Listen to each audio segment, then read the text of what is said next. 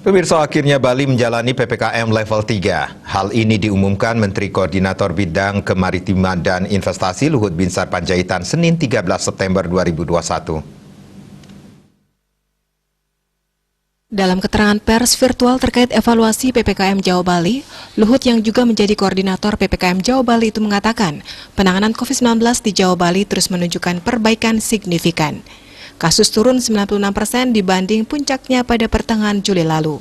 Pada penerapan PPKM dilakukan hingga minggu lalu, pemerintah akhirnya berhasil menurunkan Provinsi Bali menjadi level 3. Sehingga dari 11 kota kabupaten level 4 pada minggu yang lalu, pada hari ini jumlahnya berkurang menjadi hanya 3 kabupaten kota saja.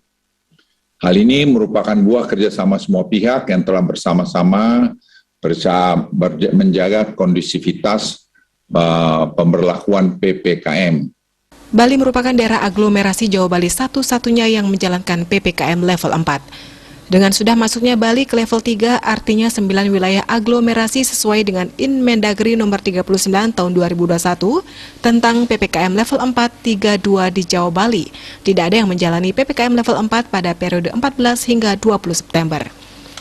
9 wilayah aglomerasi itu adalah Jabodetabek, Bandung Raya, Semarang Raya, Surabaya Raya, Solo Raya, Malang Raya, Kabupaten dan Kota Magelang, Yogyakarta, dan Bali.